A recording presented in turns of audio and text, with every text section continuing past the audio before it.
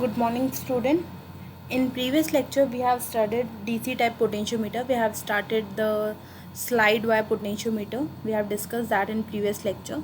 Now coming to the next topic of DC potentiometer, that is laboratory type potentiometer, or also known as Crompton potentiometer.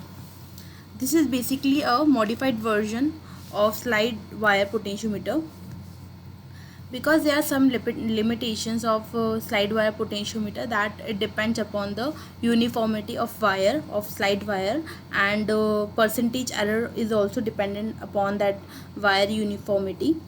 So in this modified version, calibrated dial resistors with small circular wire of one or more turns are used, and thereby reducing the size of the whole instrument.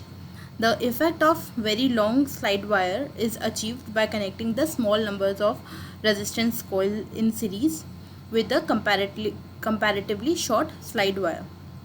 Now first looking the constructional detail of this Crompton potentiometer. So this is the Crompton potentiometer.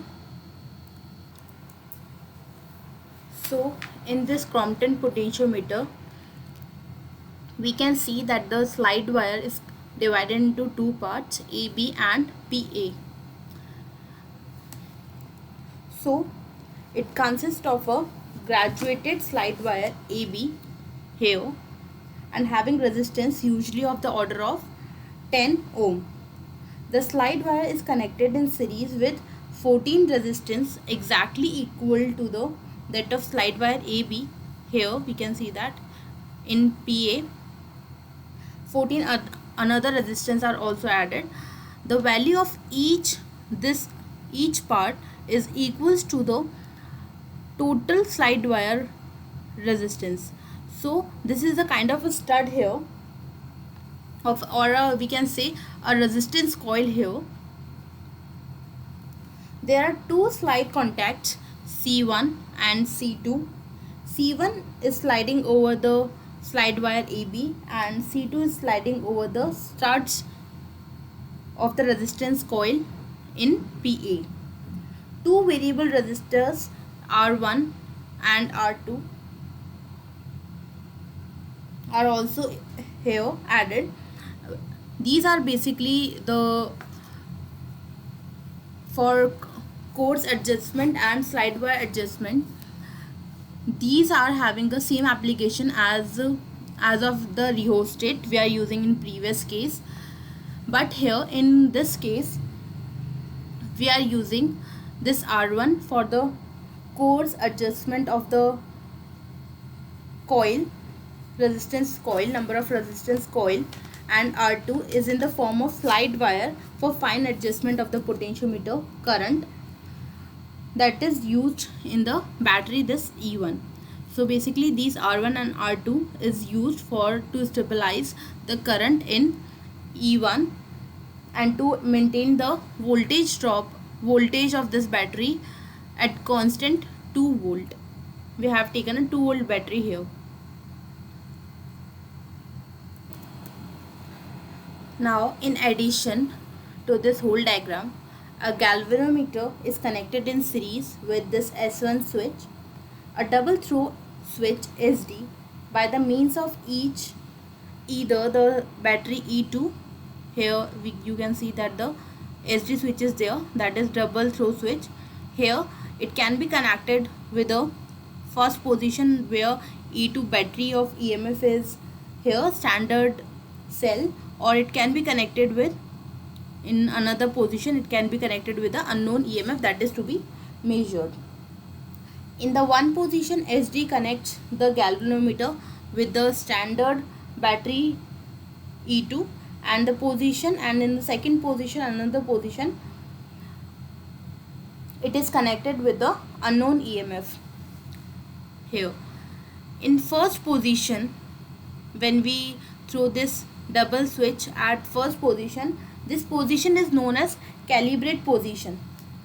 We are doing the calibration here, or we can say we are doing the standardization of this whole potentiometer by throwing this SD switch at position 1, that is connected to E2 and galvanometer, and in second position if we throw this double switch at second position, it will be referred as the operate position. So, and we have to keep in mind that the proper polarity must be observed while making the connection with the batteries to avoid the damage of the potentiometer. Now coming to the working principle of this Crompton potentiometer. First of all, before use, the galvanometer is heavily shunted, as we know that here we have a linear type scale of resistance, and here we have a stud resistance coils. So basically our galvanometer is heavily shunted. So in first of all condition, the potentiometer is standardized to give the direct reading by the measurement of length. We will having our value of EMF directly, as we have done the standardization in previous lecture. For this, if the Western type standard cell of EMF 1.0183 volt is used, as we have used similarly in the case of slide wire. Now the slide wire C2 is set on stud 1, like 1.0, and C1 will be connected to the 0.0183. so in total this will the connection length, total length of between C1 and C2 will give us the value of 1.0183, which is equals to the Western standard cell. So the length and the EMF will get cancelled out, and the length will directly gives the EMF of the battery. So this is the standardization of potentiometer, which we have started in a good manner in a previous lecture with a proper calculation. The resistance R1 and R2 are then adjusted to obtain no deflection in the galvanometer at its full sensitivity, that is when the S2 is closed. This setting of R1 and R2 is kept fixed for further measurement. Like after doing the standardization of the whole potentiometer, we will keep all the measurements as fixed. Now in the second case, after the standardization of the potentiometer, we will throw this double switch to the position of operate position here, where the unknown EMF is connected, where the battery of unknown EMF has been connected, and is put in operate position. We have already discussed. Again, the contacts C1 and C2, here C1 and C2 are adjusted to obtain the balance of the potentiometer, where no deflection is observed in the galvanometer here, and the reading of the potentiometer will then directly give the EMF to be measured.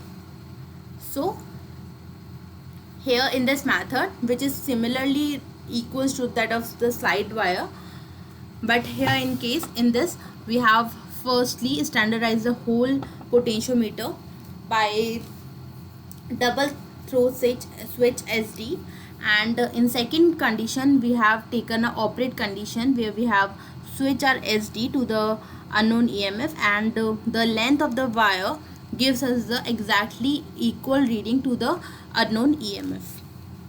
So they are having some disadvantages of this Crompton potentiometer.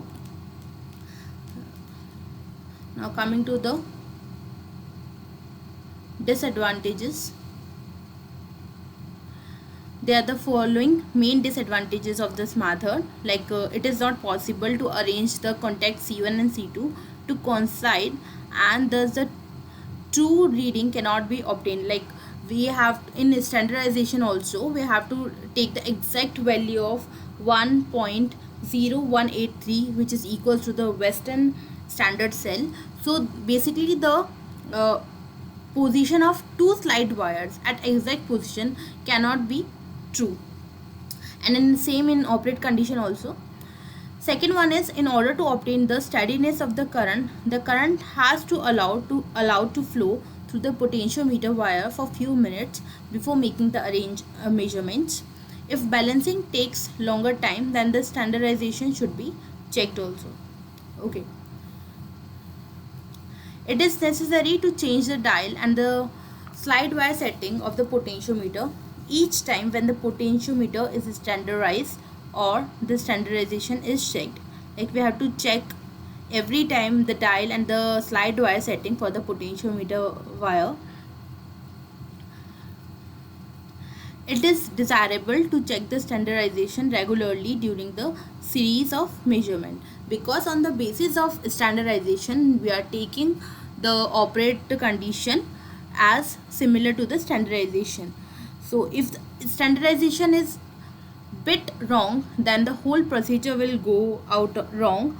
So for taking the operate position, we have to first keep in check the standardization has done properly and correctly, and so that the in operate position less errors will be come. So in this lecture we have studied Crompton potentiometer.